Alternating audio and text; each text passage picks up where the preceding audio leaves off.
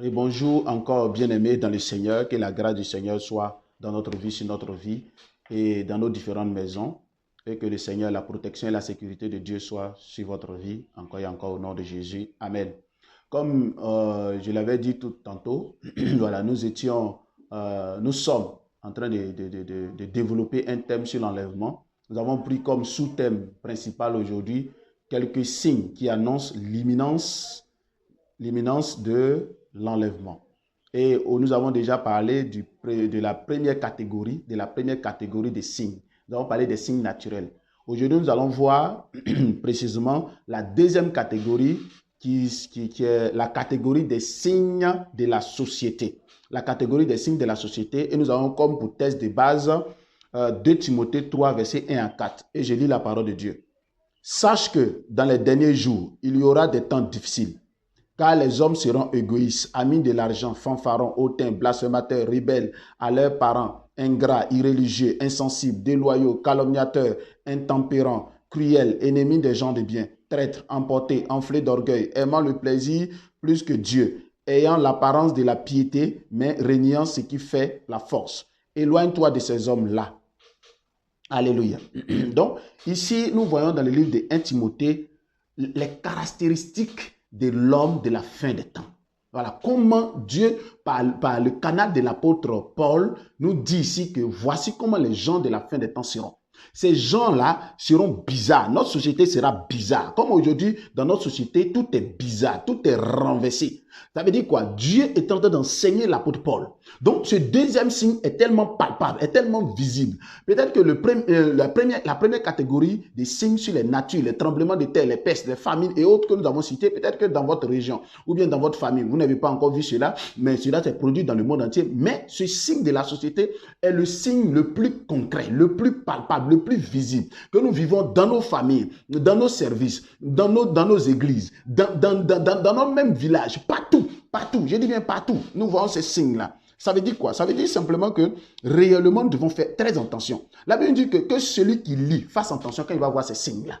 Voilà. Toi qui lis la parole de Dieu, toi qui écoutes la parole de Dieu, quand tu vois ces signes, fais attention. C'est que le maître à la porte. Le maître est déjà là. Je vous ai toujours dit que, et je répète que les temps sont déjà finis en fait. Nous sommes dans le bonus des temps de la fin.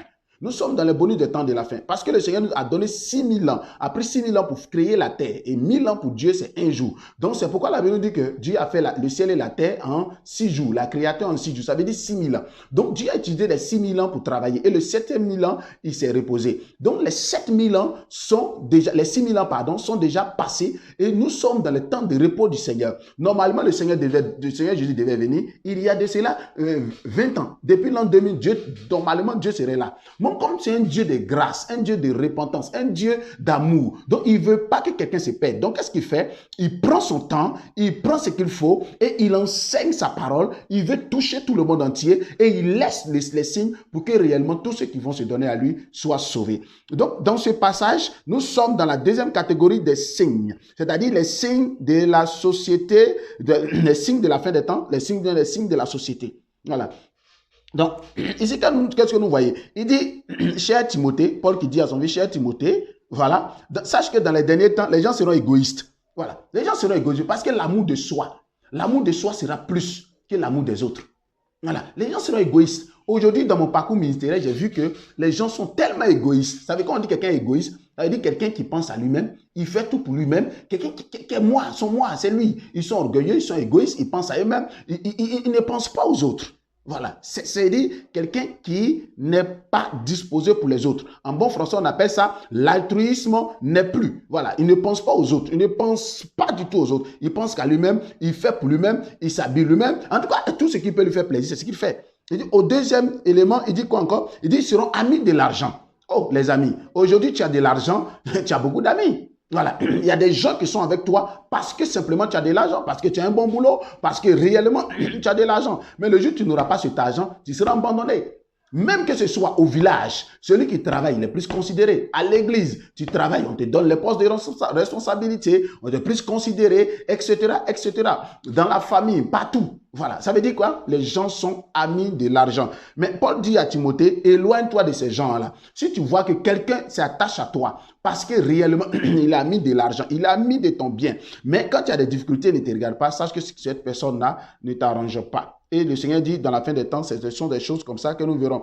Fanfaron, fanfaron, c'est le boucan. Voilà, les gens aiment le boucan. M'as-tu vu? L'orgueil, la fierté. Voilà, ils sont orgueilleux. Il occupe, ici, il a un peu d'argent, il devient orgueilleux. Il parle de lui. Au lieu de parler de Dieu, il préfère parler de lui. Voilà, et même dans notre milieu pastoral, nous constatons cela. Le gars, il vient, il présente ses habits, il présente ses voyages, il présente ses choses. Mais il ne vous dira pas combien d'âmes qui sont données au Seigneur. Voilà, c'est pareil aussi pour quelqu'un qui vient et qui se lance toujours des fleurs. Il parle de lui et de lui. Voilà, Dieu a fait, moi, je suis comme ça, je suis celui, je suis cela. Bien aimé, la Bible dit que c'est de la fanfaronnade. Ceux-là, on les appelle les fanfarons.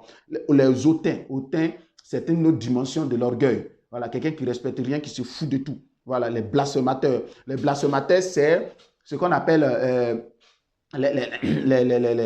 les abominations ou bien, comme on appelle ça, les anathèmes. Voilà, des choses qu'on ne fait pas, les choses contre Dieu, des choses contre nature. Les choses contre nature. Aujourd'hui, on va appeler blasphème quelque chose qui est un blasphème, c'est parler contre Dieu. Quand on dit blasphème dans le vrai sens, c'est parler contre Dieu, parler contre les créateurs. Aujourd'hui, les gens n'ont pas peur de parler contre Dieu. Les gens n'ont pas peur de parler contre Dieu. Les gens n'ont pas peur de blasphémer le nom de Dieu. Blasphémer, ça veut dire anathème, ça veut dire parler contre Dieu. Et parler contre Dieu a plusieurs dimensions. Parler contre une église, c'est parler contre Dieu. Parce que l'église est l'épouse de Christ. Et quelqu'un qui parle contre une église de Dieu, où Jésus a prié véritablement en train de parler contre Dieu. Parler des œuvres, parler négativement des œuvres de Dieu, au travers même d'un homme de Dieu, est parler contre Dieu. Parce qu'on ne voit pas Dieu, mais on voit Dieu au travers de l'homme. Donc tout ça, c'est des blasphèmes. Et le blasphème sera l'apanage des gens de la fin des temps. Aujourd'hui, les gens blasphèment plus qu'ils n'adorent Dieu. Voilà, ils blasphèment plus qu'ils n'adorent Dieu. Ils donnent leur opinion de façon négative sur chaque chose. Et le Seigneur nous interpelle. Ça, c'est des signes de la fin des temps. C'est comme ça les gens seront. Mais nous, enfants de Dieu, tous ceux qui auront cru au Seigneur ne seront pas ainsi. Il dit quoi? Ils seront rebelles. Oh, combien de fois les gens sont rebelles? Ils seront rebelles à leurs parents. Combien de personnes aujourd'hui, vous qui m'écoutez aujourd'hui, je vous pose la question au nom du Seigneur Jésus. Est-ce que vous respectez votre mère? Est-ce que vous respectez votre père? Est-ce que vous respectez vos aînés? Est-ce que vous respectez vos pasteurs? Est-ce que vous êtes soumis à vos autorités? Est-ce que vous êtes soumis? La soumission est devenue comme un signe de faiblesse pour cette société, pour cette génération. Parce que c'est une génération pervertie. C'est une génération qui a des opinions, mais des opinions du diable. C'est une génération qui pense véritablement qu'elle a la révélation des choses cachées. Pourtant, elle ne sait pratiquement rien.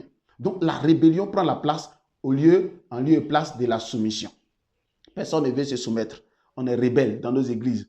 On quitte. On dit, bon, ok, moi j'ai une vision autre. Mais la Bible nous demande simplement de converger nos visions pour que nous puissions avoir du succès. Que le Seigneur nous bénisse. On continue encore. Il dit quoi? Ingrat. Ingrat, c'est quelqu'un qui n'est pas reconnaissant. Voilà. Quand on dit quelqu'un ingrat, c'est quelqu'un qui n'est pas reconnaissant. Ingrat. Les ingrats, c'est des gens qui ne sont pas reconnaissants. On fait tout pour toi. Quand le temps arrive où tu dois être reconnaissant, tu dois te tourner vers des personnes qui t'ont aidé, tu trouves que non, voilà, ils ne sont pas dignes, c'est là que tu vas voir leurs défauts. Attends, cher ami, tu trouveras toujours des défauts sur la tête sur quelqu'un. Mais vous n'êtes pas que vous soyez reconnaissant. Vous trouvez à partir de ce moment des défauts. Oui, il n'aurait pas dû dire ça, il n'aurait dû dire cela. Vous devenez des professeurs. Lorsque le temps vient, ou pour les chrétiens même, je dis bien pour les chrétiens, dans la maison de Dieu, où le chrétien doit être reconnaissant, il devient professeur, il devient enseignant. Voilà, vous voyez, il n'aurait pas dû dire ça, il n'aurait pas dû s'arrêter comme ça, il n'aurait pas dû se comporter comme ça, etc., etc. Pendant que tu étais dans le besoin, pendant que ces hommes et ces femmes se mettent à ta disposition, te venir en aide, là, tu ne voyais pas leurs défauts. Donc, où tu dois être reconnaissant, c'est là maintenant que tu vois leurs défauts. Ça veut dire simplement qu'il y a l'ingratitude aujourd'hui qui domine. L'ingratitude aujourd'hui qui domine. Bien aimé, si tu es ingrat, c'est que tu fais partie des gens qui ne seront pas partis, qui ne font pas partie de la liste des sauvés du Seigneur. Et aujourd'hui, c'est devenu, comme on appelle ça, l'apanage des gens de la fin des temps. Il dit irréligieux. Des gens qui font comme s'ils sont chrétiens alors qu'ils ne sont pas. Encore insensibles, déloyaux. Des gens qui ne sont pas loyaux. Ils sont là, leur cœur endurci. Insensible, ça veut dire son cœur endurci. On prêche l'évangile, l'entend, dit répands-toi. Et Il ne se répand jamais. Son cœur endurci, son cœur est fermé. Tu vas faire comment, ça ne lui dit rien. Ça, c'est des gens insensibles, des gens déloyaux. Quand on dit quelqu'un est loyal, le contraire de loyal, c'est déloyal. On dit quelqu'un est loyal, ça veut dire quelqu'un qui marche selon la loi. Voilà. Quelqu'un qui est déloyal, c'est quelqu'un qui marche contre la loi, contre les principes établis, les règles établies. Ça veut dire quoi? Ça veut dire que tu viens dans une communauté, on te dit chez nous ici, là, on ne fait pas ceci, on ne fait pas cela. Mais toi, tu dis non, non, non, moi, voici ce que je pense et c'est ce que je fais. Voilà. Quand c'est comme ça, c'est que tu es déloyal. Et aujourd'hui, les gens vont à l'église, on dit, bon, ok, dans nos églises, ici, on ne boit pas, on ne prend pas 2 femmes, on ne fait pas ceci. Ils disent, non, non, non, non, moi, je vais boire, moi, je vais avoir 2 femmes. Bon, cher ami, tu es déloyal. Tu es déloyal. Et la Bible dit quoi? Les gens de la fin des temps, c'est comme ça, ils seront. Mais nous, les enfants de Dieu, nous ne devons pas être déloyaux. Voilà, nous ne devons pas être déloyaux. Donc, si tu es déloyal, bien-aimé, répands-toi. Calomniateur. Aujourd'hui, la calomnie est devenue l'évangile de la fin des temps. Voilà, l'évangile de la fin des temps. Voilà, on a toujours quelque chose à dire, mais à mal. On est toujours prêt à condamner tout le monde. On est toujours prêt à blâmer. Même nos pasteurs ne pèsent même plus un clou devant nous. On parle même de nos pasteurs comme si on est en train de parler d'une poupée. On parle de nos pasteurs comme on est en train de parler des caca, des déchets. Mais ça, sachons une seule chose. La calomnie ne paye pas. La calomnie conduit simplement au non-enlèvement. Voilà, au non-enlèvement. Ça, c'est clair. On calomnie ses frères, on calomnie ses parents, on calomnie ses amis. Toujours prêt à dire de la nocivité sur les gens. Non, la Bible dit que réellement, c'est les signes qui vont montrer les temps de la fin des temps. Ils vont montrer les signes de la fin des temps. Voilà, intempérant. Des gens intempérants, quelqu'un intempérant, ça veut dire quelqu'un qui n'a pas la maîtrise de soi, cruel. C'est des gens qui sont méchants. Voilà, méchants jusqu'à même tuer. Ennemis des gens de bien. Si tu es bien, il t'attire des foudres. Pourquoi c'est lui qui est bien? Pourquoi c'est elle qui est bien? Vous voyez, ennemi. Tu deviens ennemi des gens. Traître. Aujourd'hui, il ne faut pas te confier à quelqu'un. Les gens sont des traîtres. Si tu t'es confié à un ami, dis non, ok, voici, fais attention, voilà. Demain, tu apprends que toute la Côte d'Ivoire est informée. Ça, c'est de la traîtrise. On ne peut même plus faire confiance à quelqu'un, c'est de la traîtrise. Les gens sont devenus des traîtres. Emportés, orgueilleux, enflés d'orgueil, aimant le plaisir plus que Dieu. Vous voyez, les gens aiment le plaisir plus que Dieu. Voilà. Aujourd'hui, les gens aiment le plaisir plus que Dieu. Le plaisir des femmes, le plaisir de l'alcool. Dis à un chrétien ne bois pas. C'est comme si tu lui disais, non, réunis ton père ou réunis ta mère. Aujourd'hui, je vous assure, dans ces derniers temps, les gens aiment le plaisir plus que Dieu. Le plaisir de tout.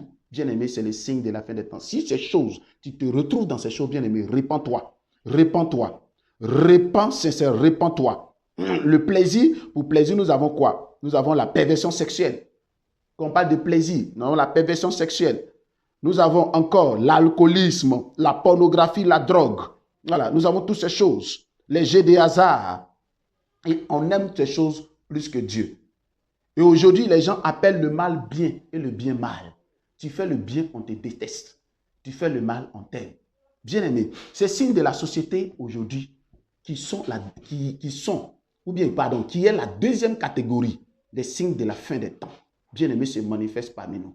Voilà, c'est juste un petit résumé que je fais. Et toi-même, regarde à ta vie. Si tu es parmi ces choses-là, ressaisis-toi et répands-toi sincèrement. Parce qu'on ne sait ni le jour ni l'heure. Comme nous avons lu dans notre passage, on est parti dans Matthieu, dans 1 Thessaloniciens, jusqu'à ce que nous arrivions dans 1 Timothée. La Bible dit quoi? On ne sait ni le jour ni l'heure. Mais nous connaissons la saison, nous connaissons la période. Et la période, nous sommes dans cette période. Parce que c'est ce que je viens de dire. Vous-même, quand vous faites vos analyses, vous savez que les signes s'accomplissent au jour et au fur et à mesure. Dans vos villages, vous voyez ces signes. Dans la ville, vous voyez ces signes. Dans les campements, vous voyez ces signes. Dans votre entreprise, vous voyez ces signes. Dans vos églises, vous voyez ces signes. Dans votre propre famille, vous voyez ces signes. Partout dans le monde entier. Que ce soit blanc, que ce soit chinois, que ce soit qu'on appelle métis, que ce soit noir. Tout le monde aujourd'hui vit ces signes-là. Bien-aimés, le Seigneur nous appelle car les temps sont mauvais. Nous sommes dans les temps de la fin. Bien-aimé, si tu es concerné, je prie le Seigneur qui touche ton cœur et que véritablement tu te répands sincèrement afin que le jour de l'enlèvement, tu sois enlevé. Que le Seigneur nous bénisse encore et encore. Au nom de Jésus. Amen.